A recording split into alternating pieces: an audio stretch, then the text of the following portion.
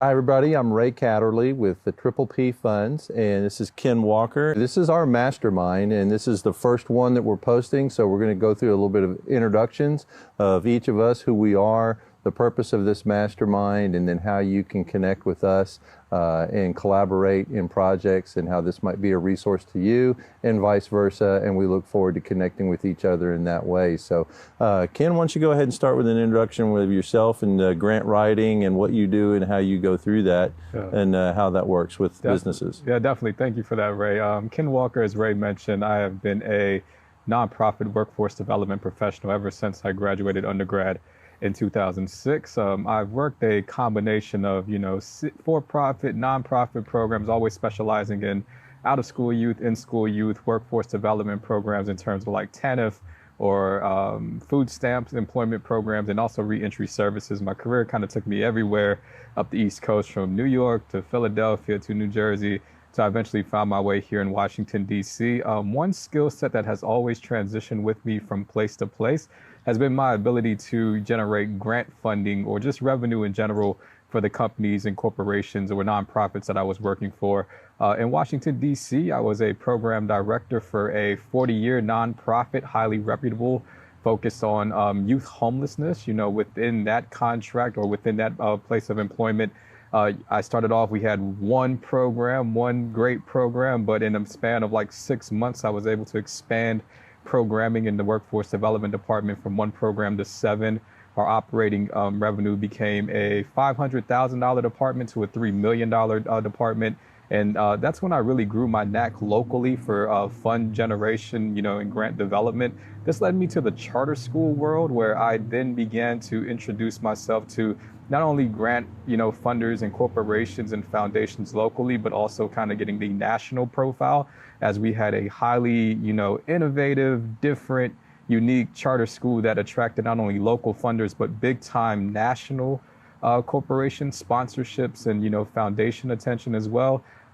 Doing some great things with that work, I said, hey, why not develop my own business to help, other organizations, companies, and nonprofits looking to grow, identify funding vehicles for their programs. And it's been great. So I would say last summer, it was June 2019 specifically, I developed Advance LLC with the mission of supporting young and emerging businesses and nonprofits secure grant funding. Since our incorporation date a year ago and change, we are already up to about $3 million earned through like different grant and foundation fundings for various nonprofits and businesses. My clients range not only here locally within the DMV region, but I also have clients in Louisiana, in Arizona, New Mexico, North Carolina. So, we're kind of expanding our reach right now, and I'm excited to be part of this project too. Nice, nice. So if you're tuning into this is not just for a regional aspect.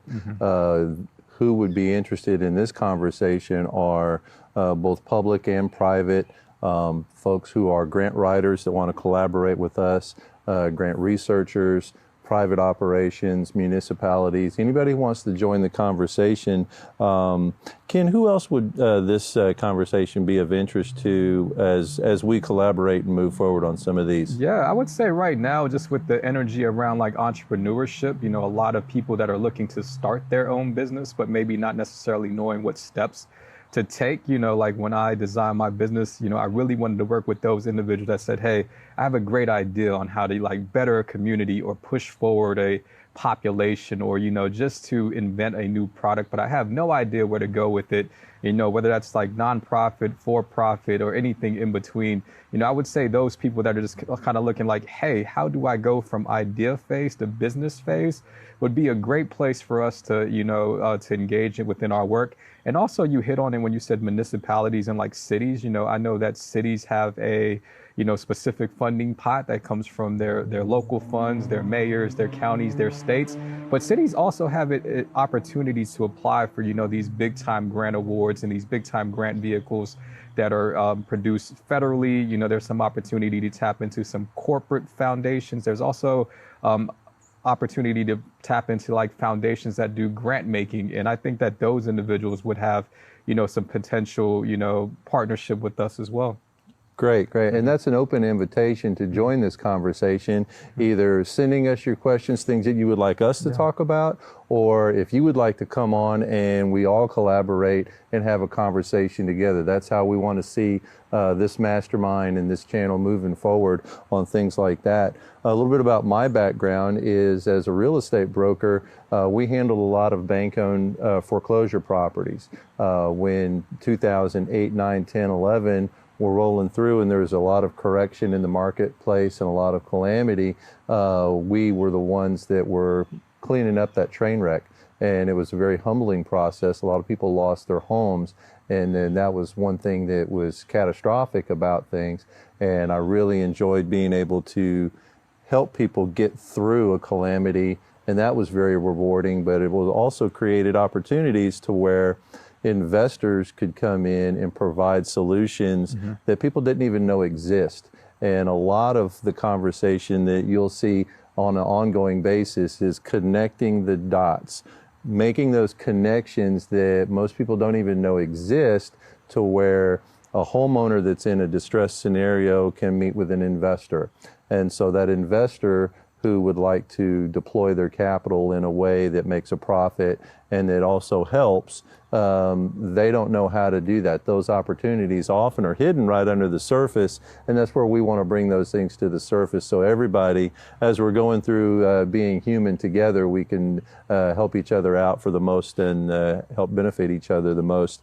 And so as I progressed through, when investors were buying properties that had been foreclosed, that were in distress, a lot of them were using lines of credit at the bank and bank money to do that. And then when there was a credit crisis along with a real estate crisis, then nobody had the money to do that. And so I had to get good at finding private capital. And then I was just performing weddings between opportunities and people who wanted to deploy capital, and the operators that were good at either renovating and marketing a property or doing any type of scenario where they, as an operator, would be the one that was central to that whole project.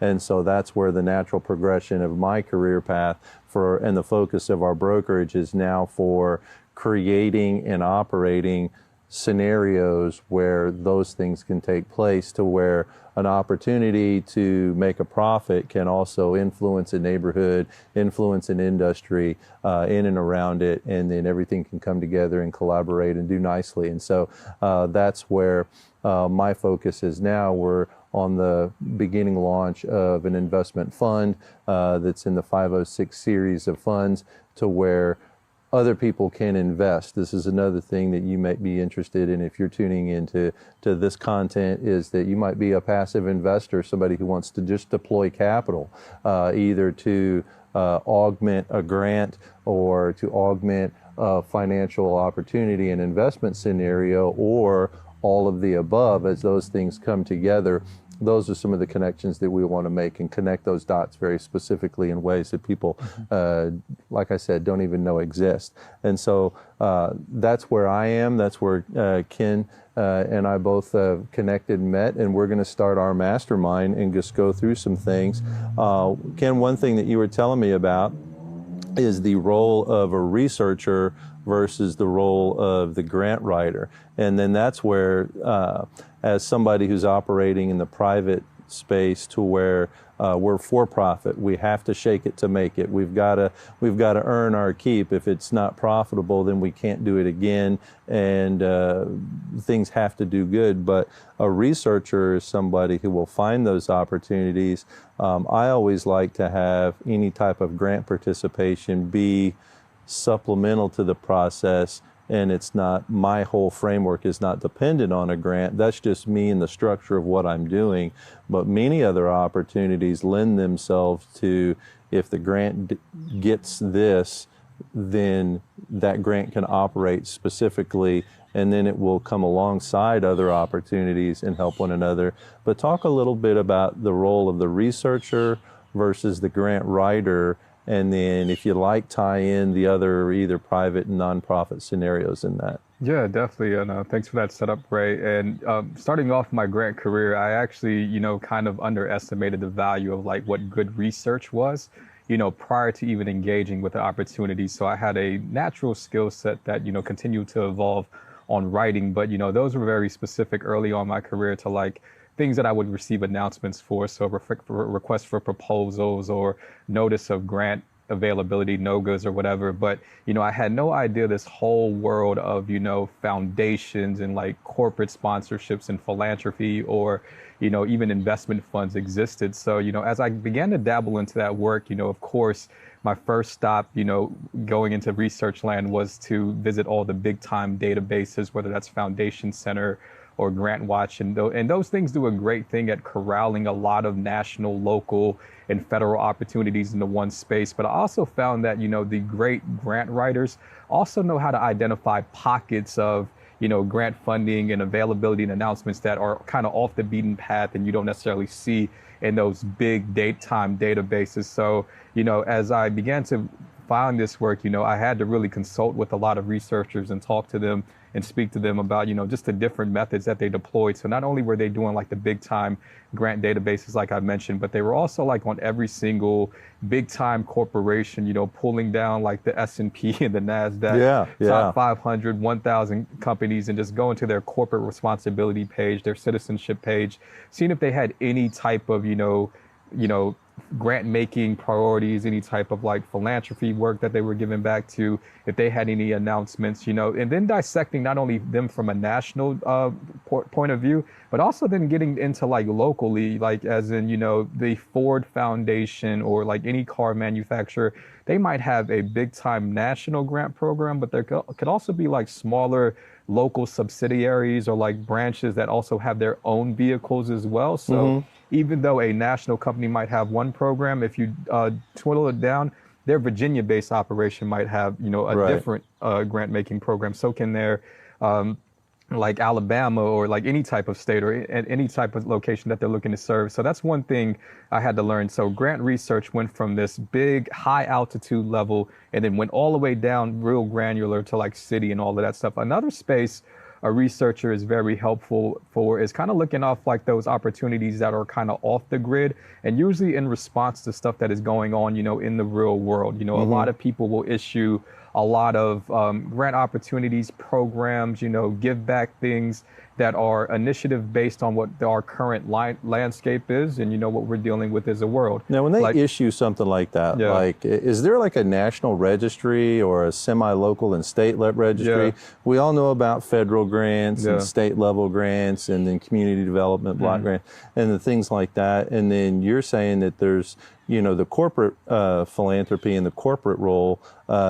If there's a large corporation, like you mentioned, one of the foundations, do they post that, hey, this is available anywhere to where people can find it? Yeah, sometimes, but they don't get them all. That's why, it's a good researcher is like, will identify, will not only look at that source, like, have all their alerts, like check all the announcements and do all that. And there's also some cities that do a great job at like posting funding opportunities, not only released by the city, but also things that might be applicable to, nonprofits or community-based organizations in the area. Like I think of DC, there's a lot of, different places like Serve DC that there has their own like funding opportunity newsletter, but also a good researcher also deploys their own tools, whether that's like Google searching, like right now, this whole year has been very hot on like COVID-19 stuff. And then what we're dealing with, as a society with like, systemic, racism or like racial injustice or any type of those type of things,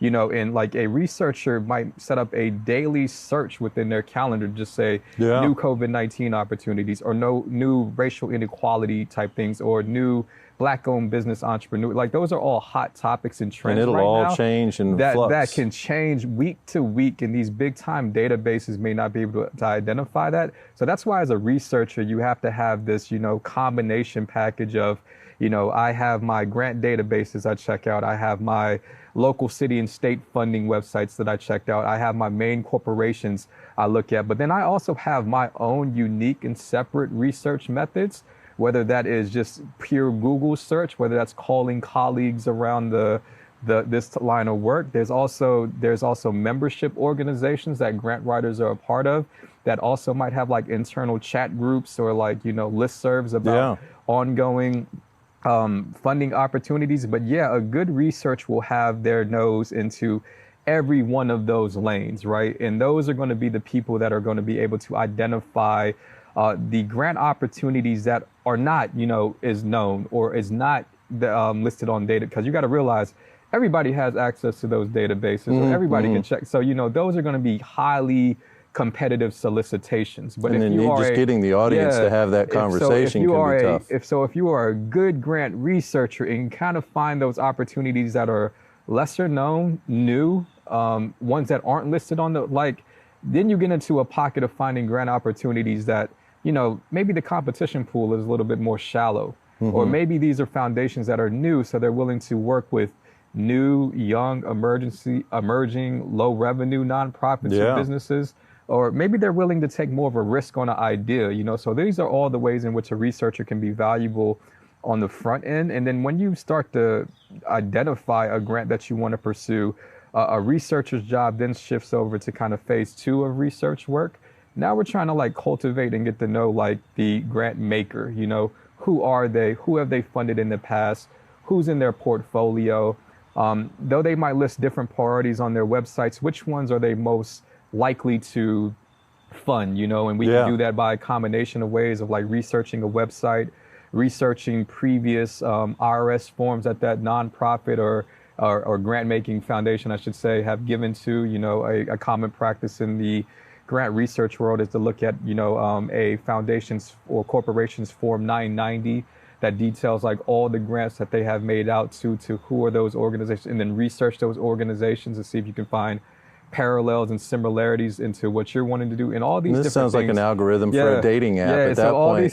So all these things kind of give you clues on the likelihood to be successful for different foundations and such. And then I would say the last thing that the researcher does in combination with the grant writer is that, a great grant writer company, great grant writer, or any type of partnership, they also cultivate and develop relationships with the people that actually make the funding, right? Think about it like yourself, right? You're more likely to do something for somebody that you have a relationship with versus if you got a cold call from somebody, or okay, who is this? What do they want and why are they asking me for money? So a great grant writer, a great grant researcher, once they identify an opportunity they want to apply for, they're going to go make a connection with that foundation or that corporation or that city that's making the funding. I always what makes them tick, what's important to them, what are the focused outcomes that they want to see, because the grant might be for this, but the outcome that they really want to see is kind of a next step, or this will happen, then this will happen, then that will happen, and that's what the real focus is. But the grant is over here, and if you're able to connect that in a narrative, as well as data, as well as an operator that will do it, well, then now you've got everything together. And as much as possible to get that information, I want the relationship with a person that will be able to share stuff like that. And sometimes, funding sources and grant, of course, a relationship can only go as far, so that they prevent conflict of interest, I was about to ask favoritism about that. or anything like that. But just developing a introduction or saying, hey, I'm Ken Walker, I'm representing XYZ, and we're going to apply. I feel that puts me at a better footing than just doing it blindly. What are some appropriate engagements on that, to where it's an accepted protocol to bring donuts to the office or whatever, or just show up and set an appointment to have an introductory meeting, whereas it's not appropriate and it crosses the line if you're going to go take all the decision makers deep sea fishing and entertain everybody and things like that. Where are some of the do's and don'ts for something like that, to where if somebody else is collaborating here, that they know what to do and not do on something like that, making an introduction? Great question. And I think that foundations do a great job of towing that line. These are these are great people that have great hearts, that I'm sure want to engage at a personal level with a lot of people that they work with. But to prevent those things, like we just mentioned, favoritism, conflict of interest, any of those things, they have to toe that line. So anything like gift giving or going out or anything like that. Maybe sometimes after a relationship has been established, as in you're an actual person under their portfolio, maybe some of those things are possible, but at least in the solicitation part, all of that is something that I haven't seen or haven't been a part of. I will say that, grant making foundations, corporations, that you will usually kind of lay out what the partnership development, relationship development side of things look like. Sometimes there are foundations that say that they will, they call it, exploration meetings, or they do it introductory meetings. They have it an official, almost like a networking mixer exactly. almost. Or you might submit like fair. a letter of intent that kind of is like a 1 to 3 page document that kind of just gives a brief explanation of what you're looking to do. And that might lead to like a presentation or like a phone call. I know that there have been some foundations, not all, or, cities and states or different things like that, that would open up themselves to like a introductory like webinar or like, a meeting that says, hey, we have this opportunity out. This is what we're looking for. And then you're able to like do some light dialogue around that. Like as a grant writer, I might be able to ask some questions on something I need a point of clarity of. I can then introduce myself. But there's nothing that's going to say like, hey, let's go out to lunch, let's powwow, over, lunch for, 2 to 3 hours so I can really get to know you. None of that. There's a often thing that you might see from a lot of foundations that they often say that there are some that say that they will not accept like unsolicited proposals, as in like they have a outreach team that will identify people that they're looking to fund for themselves. And that's to kind of like set up that gate of like, hey, we're not trying to receive 1 million applications. And when I see that, a way for me to forge the relationship is that, I'll send a nice, clean, like 1-page document, introductory letter that says, I admire like what that foundation does. And, whenever possible, I would love the opportunity to present more of like what we do, or like to understand, how, and then they'll tell you how that you get you're not a good fit, or exactly. And then, based on what you said, we don't think so. And then they're not wasting anybody's time, because at the end of the day, they want to put the money into play, and they want to accomplish a certain thing. And then that dialogue is beneficial as long as it passes a sniff test. And sometimes they'll have their own specific protocols for engagement and things like that. So one of the things that you had mentioned before is there's these grant opportunities, and then they're not all at once in January. They waterfall throughout the year and throughout the calendar. And as far as watching that calendar come up and monitoring that is also a strategy, in as much as what grants are out there, but when grants are out there. Talk a little bit about that and the calendar and how you approach that and how somebody can do that. So like any great like nonprofit, any great business that is dabbling in like grant work, foundation work, or seeking funding outside of like their internal revenue source, is going to have like a strong like grants calendar, and basically that is a 12-month outlook of, grant opportunities that are upcoming, and then kind of like pacing out like your chart to completing those things.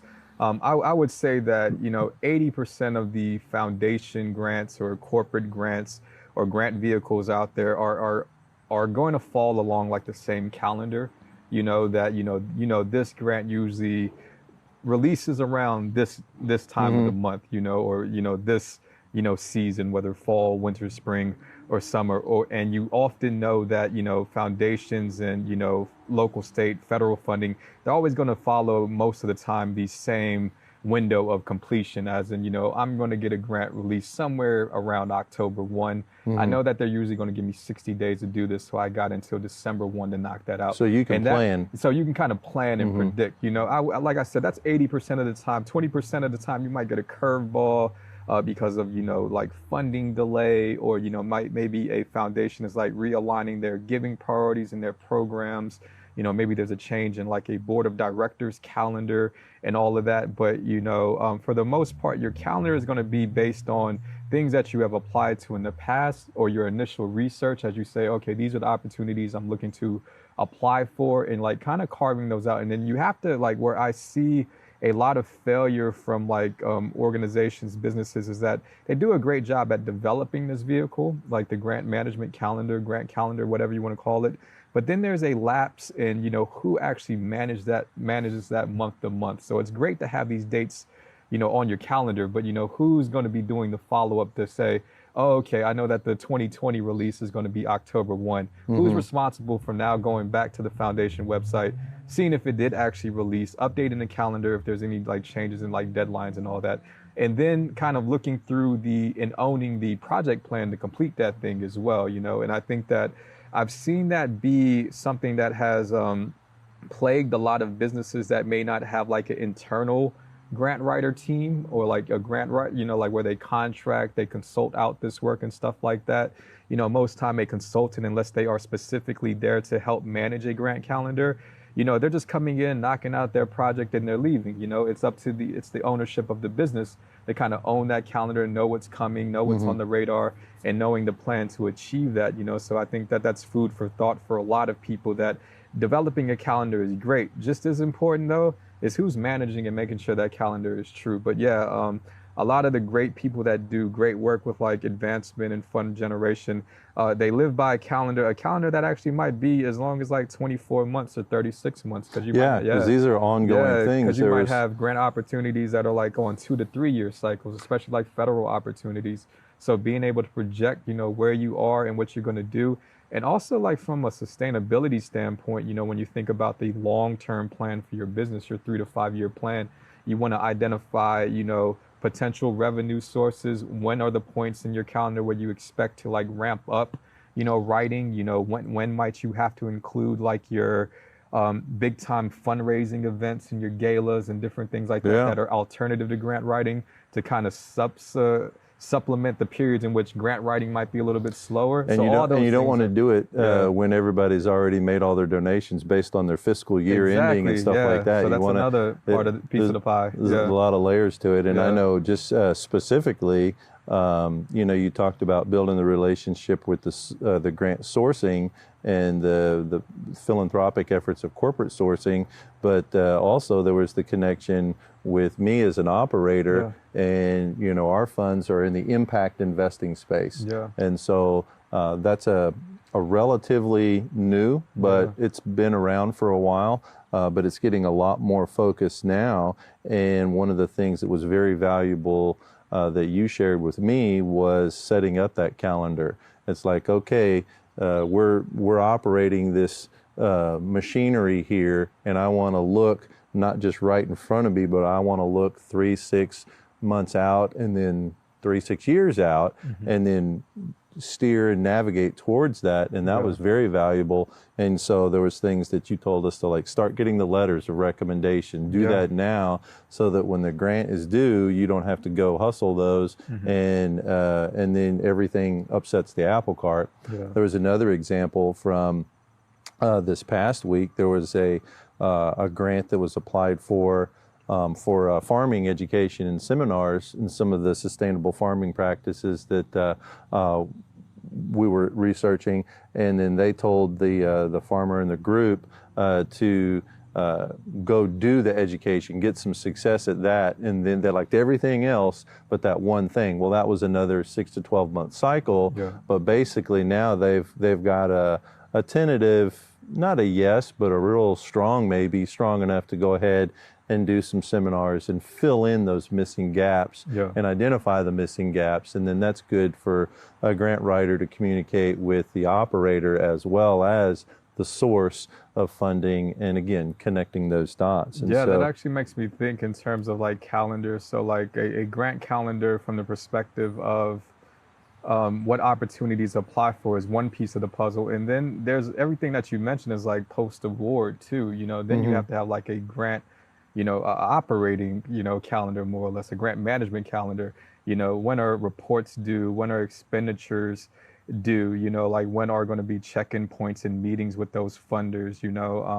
When are you available for like rollover renewal years? And what does that proposal look like to get those in? So that's another piece as well, because I've also seen that, kind of mess up some businesses and nonprofits, as in, they do a great job with like getting awards and landing it, but then, they kind of mess up the management, and kind of like, in this grant world, once you perform poorly on one funded vehicle, you might mess up your Once you lay an egg, you're a goodwill. chicken for a long time. You Yeah. might We'll mess talk up about your some of goodwill that. with foundations and other people as well. Unpack some of the specifics on that, because I know one of the, you could have a well-intended effort, skilled operators, knowledgeable people participating, and one of the best things in the world is to have a slug of money come into that effort. One of the worst things is a slug of money to come into that effort, because then it's like, well, now we're choking on this. We were working with a bootstrap strategy and budget, and now we've got all of this, and so things unwind. It's different. And so talk about some of those things that you may have seen, or that other people can know to watch for. You talked about the management and accounting, and just the communication and data. What are some of those specifics that you may have seen? Yeah, I think one of the biggest things when it comes to like, post-grant award is like making sure that, your staff and like all your key stakeholders are understanding of like what you're responsible for in the grant. Yes, you received this big pool of money, but you're here to do what with it? Like these are the outcomes that we have committed ourselves to. These are the actions and the timelines that we said we would complete things. And like, this is the staff that we're looking to fund. So like being true and like making sure that everybody knows that clear set of action items and deliverables, like that will go a long way. I think sometimes, a lot of organizations that, we win, and that's the headline, we won $500,000, we won $1 million, but it's here specifically to complete this. We're going to open up this many positions, we're going to train this many people, we're going to get this many jobs, we're going to, whatever those outcomes might be, make sure that everybody does that, and you have a system where you continuously check in on that data. If you're not meeting on your data at least monthly minimum, all right, that you need to change organizational culture in the sense of like what you're doing with grant funding, because to stay on top of these things, like it needs to be frequent. When I'm operating program, we actually had a twice a month, like data specific meeting where we're going over mid-month of like, okay, these are outcomes for the month, where are we on track, where are we off track, what do we need to do to realign to make sure by the end of the month we're back on track, and like having that consistent conversation. So data is always at the forefront. Another thing is just having like sound like fiscal management, and I see this being an issue from like my individuals that are like kind of starting off, and then they get this big pocket of money. So they're scaling they might be passionate about what they're doing, but they're not passionate about accounting. Yeah, so they're scaling a bit faster, and like, everybody, especially me, like even me starting off, my brain automatically goes to everything programmatic. Like I want to help young people, I want to help adults, I want a better community, I want to do all of this stuff. So I might develop most of my resources and attention to frontline staff, direct staff, program managers, getting equipment and stuff like that, but really needing to pay attention to that back end piece of like, all right, who's controlling the budget, who's understanding like our receipts, who's doing the billing, who's understanding all of that, who's calculating our burn rate and our expense to income and all of those different things, who's approving, how do we buy things, who's doing procurement so that we're getting like solid bids, and we're getting, great goods at the lowest cost possible. So a lot of these are basic business fundamentals. So if you're a nonprofit and then you can network and team up with somebody from the business sector who's, they got to shake it to make it, and they got to make a profit. If you team up with them, they're going to bring some of those core competencies to your effort, and then let you stay focused on the passion piece and doing the work that is the money's allocated for and stuff like that. And then one more piece of like potential barriers that people don't necessarily see is also being too ambitious. And I actually have to have this conversation with a lot of my clients, because like we'll get a win, and like when you get your first win, it's almost like it's a powerful drug in the sense that, hey, I want to get another win. Now we got to get more money, stuff like that. And it's just like, all right, let's conquer this first, right? Like this is a very important grant opportunity, and like kind of like what you said, if you lay an egg, you'll be a chicken for like let's make sure that we have all the things, all of our ducks aligned and everything in a row here. And if it's all great, and we can move then forward. You can scale. Yeah, but like let's not move all too fast. Like I'll have some people that come to me and say like, I want to apply for like, 8 things at one time, which is great. And I love that ambitious because I'm a very ambitious person too. But when those wins start coming in, like each of these different funding sources are going to ask for data in a different way. Yeah. They might want outcomes in a different way. They might even want like billing in a different way. And like, we have to be very strategic and understanding like how all of that works within the puzzle so that we're not messing up anywhere. You're connecting the wrong dots, and it doesn't tell the story that, prove that you can scale it and then scale it, or prove that you do this thing that accomplishes this specific task. You might get another grant that wants this specific task.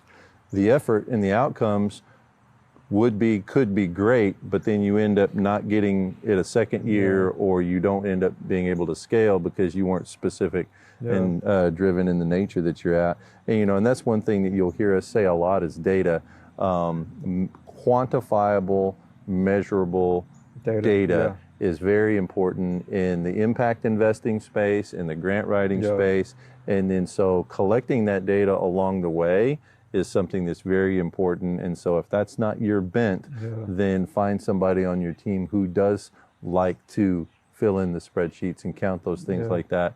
And then, because the story is great, but if you don't have data that backs up the story, then it's just a story and you really don't know. There's got to be some quantifiable stuff. And then if all you have is data and then there's no story, well, okay, well that's not memorable, and that's somewhat boring, and that doesn't stir people to do more. And so both are important. And one cool thing for like a note for like all the young nonprofits and businesses out there, like if you're struggling with data, there's actually the two things. There's a lot of training out there online, like just researching that stuff, data from data-driven companies or organizations, businesses. And there might be already be data from another grant, their effort that had been done that's public. So there's a lot of webinars that I've utilized to kind of develop my skill set and like how do I want to organize data within my company, what tools do I want to develop. So that's one way. And then another way is that a different form of grant writing is that there's a lot of like corporations that provide like pro bono support of like, businesses, small businesses or nonprofits to help them with their data system development.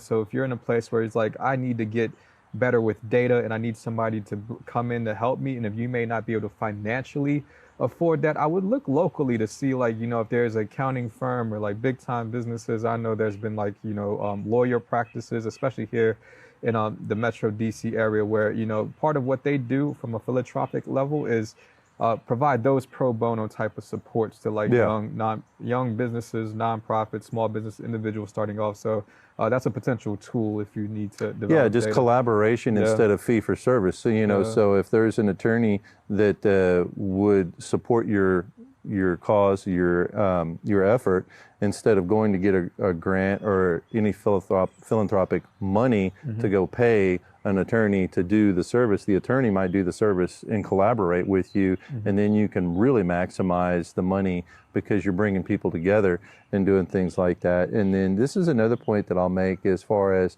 one of the things that we're very specifically targeting is collection of data. We're building affordable homes. You can count them. You can count the materials. You can count the lumber. You can count and we're going to be holding many of these long-term as investments. And so you can keep the data on how efficient is that home, how many kilowatt hours are being spent and collected and things like that. And so reach out to us if we have any data that we can use on your effort, because we're collecting and we're keeping score on purpose. One of the things that we're doing is not just to create our effort and then keep it real close and not help anybody, almost like a competitive monopoly. We want to collect that data and make it available to where others can do the same. The highest compliment that I could have is if somebody is moving in and competing with me or doing the same thing in a different town.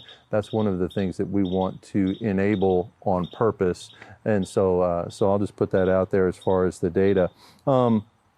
We talked about some scenarios and any other ones that come up, just jump in, and I think unpacking a specific scenario would be good. But how does someone engage a grant writer? That was one of the things that, you and I met through a sequence of events, and we just started up a conversation. I know from my point of view as a operator in the business space, I always saw the grant is like, oh my gosh, that is such a huge labyrinth of hula hoops to jump through that I never really wanted to do it unless all of this was functioning well as a business first. And then that would be kind of the gravy on the steak. That's the sauce that makes something even better, but I never wanted it to be the actual content of it. How does somebody go about engaging a grant writer? Yeah, and there's a combination of ways to do it. I mean, one, there are like formal grant writing businesses that are out there, that might operate federally or locally within, a certain jurisdiction. So like a whole firm, Yeah, if you yeah. will, So like a law firm that, exactly, that will okay, have a whole fleet of like, how they divide their companies up to them, but they might have a whole fleet of like researchers and like writers, and then like, people that do, grant and contract management specifically. mm-hmm. And, you would kind of just, meet with them, you would set up like a consultation almost, kind of detail, your current place, You're operationally interviewing them and and they're revenue. interviewing you to see if it's a Exactly. good fit. And then, so they're gathering details about your organizations, where you're looking to go. And then, they're then like providing you with like kind of a plan, more or Mm-hmm. less, like, this is what we can do. This is what we can. And then usually you might get assigned like a permanent grant writer, across a certain amount of month. And like that grant writer would be supported with, some of the team members that we mentioned. It's all dependent on like your package. You also might be trying to do it a little bit more freelance, as in, this is a big like, gig economy type Yeah. thing, freelance type thing. So I've actually seen grant writing on, I don't know them offhand because I don't use them, whether that be like Craigslist or, any type of the like TaskRabbit or anything like that. Yeah. Yeah. Somebody might say like, hey, I just need this, quick grant writing piece. Let me go ahead and like find that on one of those. And those are out there.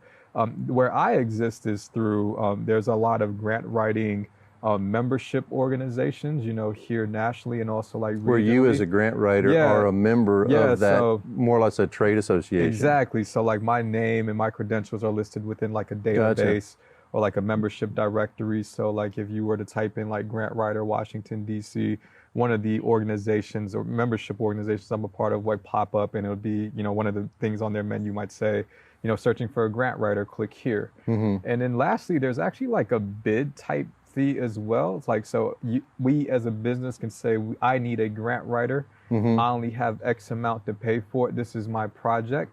And then we're kind of like, so we're throwing out our own RFP almost, like request for proposal, where we're now getting A solicitation request for from grant proposal writers. to submit a request for proposal. Exactly. Yeah. So now we're getting grant writers kind of bidding their services and saying like, hey, we can come in and do this for $800, $700, So I've seen that as well. So it's been a whole bunch of ways. But the way that I found a lot of my success in my relationships is it also comes a lot of like word of mouth too.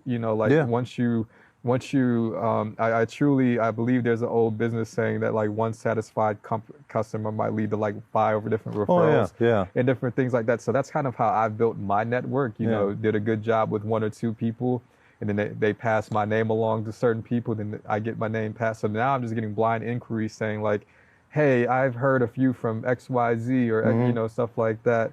Or your family members might pass your name along too, So sometimes, if you're searching for a grant writer, one of the best places to start actually might just be within your network and saying, hey, has anybody consulted with a good grant writer? And if so, can I get their contact? Yeah, so just putting it out there and then making yourself available and then coming back on that. So we've talked about a lot of different things. Let's get into some specifics on some of the specific opportunities that we're seeking and how we're engaging in some of the timing and some of the things like that, and how current events affect those as well. I know I was sharing with you with the block grant for Bexar County. We're building affordable homes in San Antonio, Texas. And there are some grants associated that could help that. But this being 2020, a lot of that grant money is now specifically focused on helping people navigate and recover from and just make it through impacts from coronavirus and things of that nature. What are some of the specifics? You were telling me we can talk a little bit about that. Some of the other ones that you were talking about the fundraising for like a charity gala, or where people can, businesses can donate to things that could be sold at like a silent auction or an auction event, something like that. Yeah, so to go back to Ray's point about Community Development Block Grant, or CDBG, and that's always going to be like a key player when it comes to like community and economic development. So that is a federally funded formula-based allocation made annually by the Housing and Urban Development HUD, from a federal level. And that's why it's always important to pay attention to, like, the federal budget, who's being elected, who's being reelected, and all those things, because the CDBG is always a big point of, like, potential contention, because it's a yearly, multi-billion-dollar allocation that, anybody that's looking to run,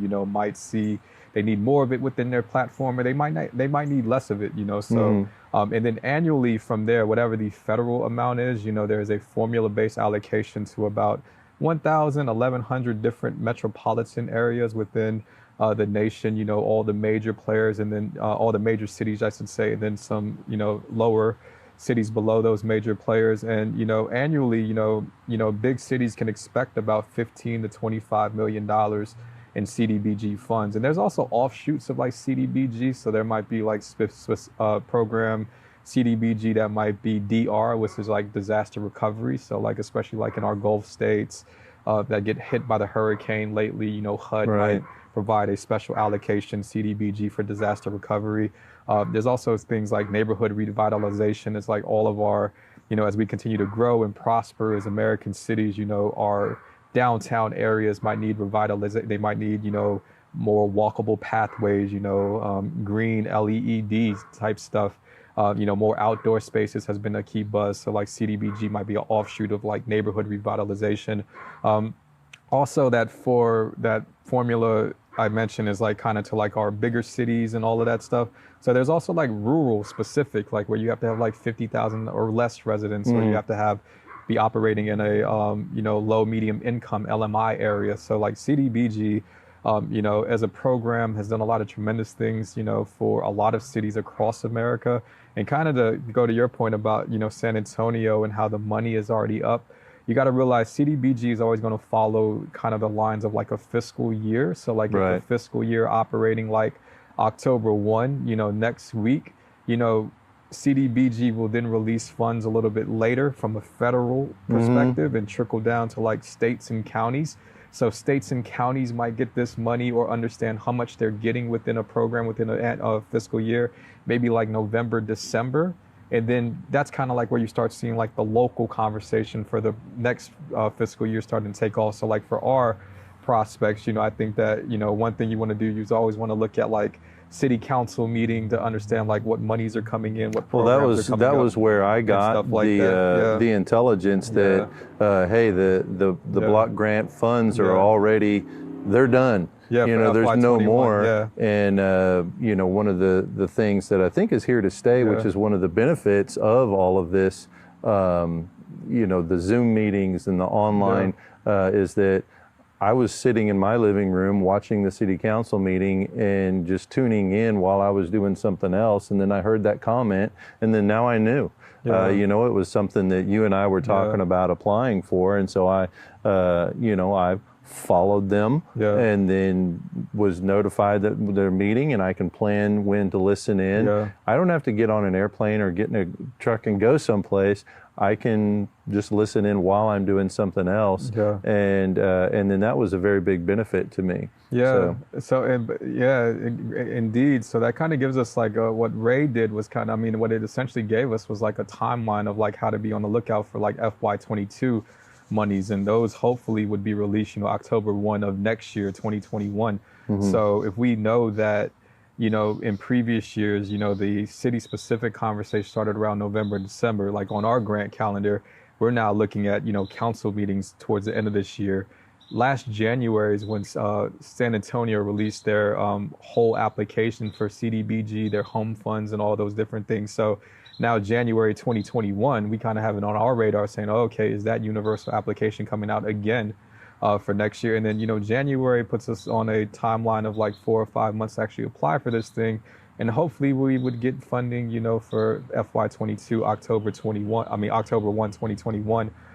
So that's kind of like the lay of the land, like for CDBG, so if you're a organization, nonprofit, for-profit, small business, and you're looking at like kind of that economic community development, really coming in like to support the revitalization of, low income neighborhoods, to promote affordable housing, different things like that. From a federal perspective, the big boy will always be your CDBG, but then I will also look locally, like when you ask for like other ways to look for funding, Right. like for this specific work, is that every city is going to have some sort of like, housing and economic development, some housing program, something specific to affordable housing that extends beyond like assisting the homeowner. Like, of course, there's going to be like down payment programs and like, assistance programs to like afford your first house, but there's also some funding sometimes on the other side of the equation, like who's going to be the developers to, come in and build new stuff. Maybe there's people that can acquire land and they might need help, like,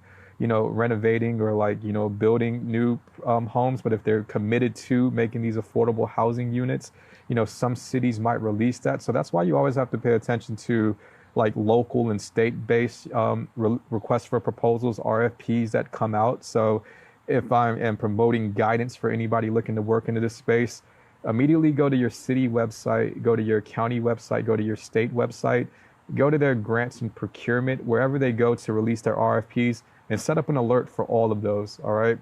And then usually when you set up an alert or a subscription or email notification, usually you can set up your subscription like preferences, like I'm looking for grants in this realm and this realm. Usually because that's going to be when the first place like a grant gets announced or a proposal or a funding opportunity gets announced. So that's going to be guidance for like everybody, like to tap into those notifications right there. And that kind of will give you a good spread of like state, local, and federal opportunities, especially if you're engaged in this work. And then after that, I would say a good place to look for specific fundings is to go back and look at some of these big time grant databases that I've mentioned, and two that I always frequent is the Foundation Center, Candid. They have a free model, and they also have like a premium model, but you can get a lot of information from their free model as well. And you can also get alerts for like RFP and foundation opportunities out there. And you can set up all your subscription preferences that list like the state that you're in, the industry that you're in, and they'll give you daily alert. And same thing like grantwatch.com too, and you'll be able to search different things. And then from there, you kind of create your initial list of like opportunities, Economic community development is a great keyword. Housing is a good keyword. Homelessness is a great keyword. Low, medium income area, all these different keywords might pop up different things within your And they're searches. watching legislation. Yeah. And then, like, for example, there's two things that come to mind.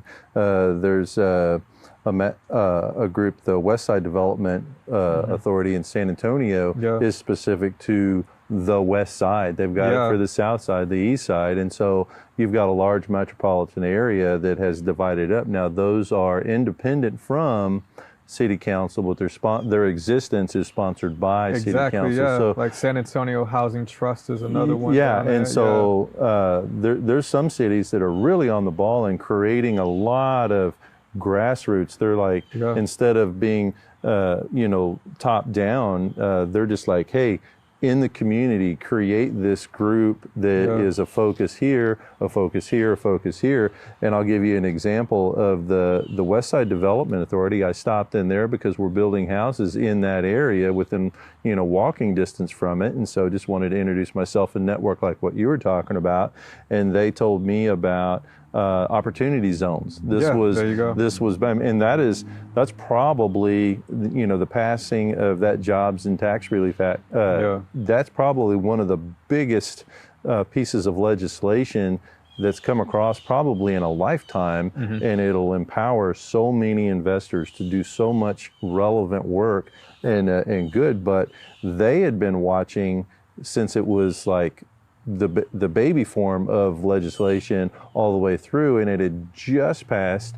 They did not have the areas assigned by the governor yet, so they were able to key me in on watching for when those opportunity zones were finished. Yeah. And then I could tune into the map and then research it. The IRS hadn't even written rules for this legislation yet. And then that's something that I was able to be a leading force on.